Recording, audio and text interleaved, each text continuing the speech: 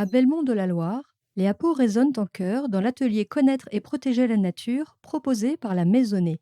La Maisonnée, c'est un espace de vie sociale, un des rares EVS porté par une association ADMR, celle du pays de Belmont, dans le département de la Loire.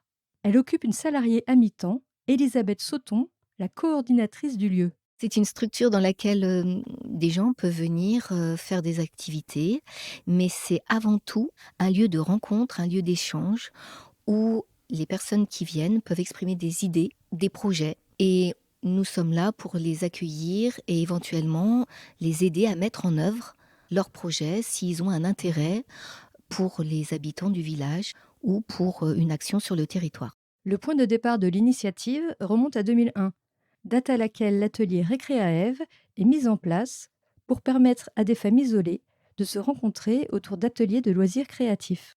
De cet atelier est ensuite née une petite structure d'animation, la Maisonnée, qui devient en 2015 un espace de vie sociale ouvert à tout public. Les usagers y ont un rôle actif et sont sollicités, comme l'explique Myriane Frachis, vice-présidente de l'association ADMR du Pays de Belmont, qui accompagne Elisabeth Sauton depuis 3 ans. On interroge en fait la population par des questionnaires, par la boîte à idées, par le recueil en fait des témoignages aussi des personnes, de la clientèle aussi, de façon à proposer vraiment un panel d'ateliers et d'animations qui permettent le bien vivre ensemble et puis de rapprocher les gens aussi, parce qu'en zone rurale, on a quand même ces difficultés et de créer cet endroit où on se sent bien, où on a envie de venir et de partager des choses en tout cas. On a un panel de 10 ateliers où les gens peuvent venir, alors c'est ou de façon hebdomadaire ou sur quinzaine ou même mensuelle. On a des ateliers de bien-être, donc avec de la sophrologie, de la réflexologie plantaire ou palmaire. On a des ateliers de loisirs créatifs avec de la marqueterie. Le jeudi, il y a un atelier de rencontre où ils font du loisir créatif, mais là, c'est toute la journée, c'est intergénérationnel. Il y a des jeunes qui viennent avec leurs petits, il y a des personnes âgées. Il y a d'autres ateliers qui sont intergénérationnels, comme le club CPN. Donc, c'est un club Connaître et protéger la nature, qui accueille des enfants de l'âge de 7 ans jusqu'à une personne qui a 83 ans. S'ajoute à cela un atelier bois et même un atelier cirque pour les enfants. Ils sont animés par des prestataires extérieurs et aussi par des usagers bénévoles désirant transmettre leur passion, comme Paul Muguet, 83 ans, responsable de l'atelier marqueterie. J'aime bien exposer ce que je sais faire et ce que je connais au niveau des bois, quoi, des essences, différentes essences. Et puis autrement, ça m'occupe un peu. C'est très plaisant et c'est très ouvert et on peut exposer ses idées sans problème et en faire profiter le maximum de gens. Chacun est donnant-donnant. Aussi bien l'usager ne vient pas consommer une activité, mais l'animateur, c'est pareil, il vient pas juste faire son cours et s'en aller.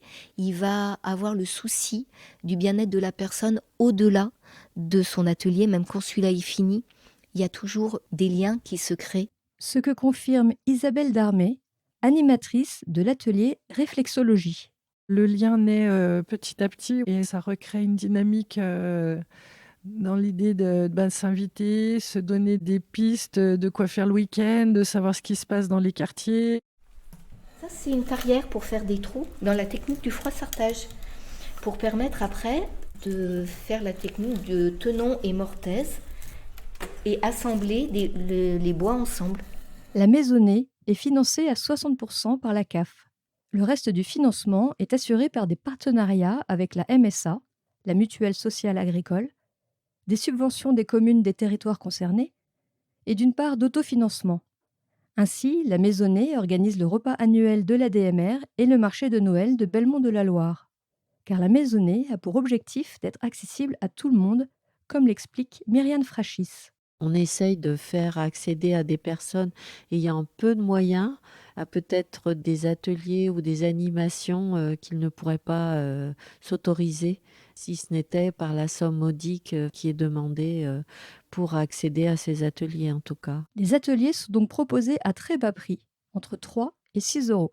Et tous les 4 ans, l'équipe de la Maisonnée doit présenter à la CAF un nouveau projet social. Pour avoir des financements, nous avons besoin d'avoir un projet social avec plusieurs axes Là, l'axe, c'était que les bénévoles ou les participants, en tout cas à ces ateliers, créent du lien de façon à trouver des vocations pour créer de nouveaux ateliers et de faire se rapprocher les gens, en fait. Le grand projet du moment va au-delà des ateliers. On a un axe principal actuel Elisabeth Sauton. qui est un projet sur le transport. À savoir qu'on est dans un secteur rural. On a énormément de personnes qui souffrent de l'isolement au niveau physique. Donc on est une association qui s'est montée sur Charlieu. Sylviane Vermorel, présidente de l'ADMR du pays de Belmont. On va adhérer avec eux. Les gens qui n'ont pas de véhicule ou n'ont pas de moyens pour se déplacer font appel à cette structure. Et nous, on va organiser par des chauffeurs pour aller chercher ces gens-là et les emmener ou aux courses, ou aller chez un médecin, ou tout ce que ces personnes ne peuvent pas faire seules. Donc c'est vraiment le gros projet sur les 4 années qui vont arriver là. C'est donc un volet supplémentaire dans le cadre de l'EVS. L'EVS et la maisonnée prend tout son sens avec toutes ces actions qui font une richesse du patrimoine et puis de notre fondement, en fait. Voilà, et de pourquoi on existe. La maisonnée est un succès indéniable. Les gens reviennent et les demandes augmentent tous les ans. Marie-Hélène Rarinoussi, une habituée du lieu, en témoigne. Je suis très très contente d'avoir trouvé plein d'activités et la DMR, la sophrologie, je suis ravie. J'ai besoin de contacts. Rester seul chez soi, c'est pas la vie.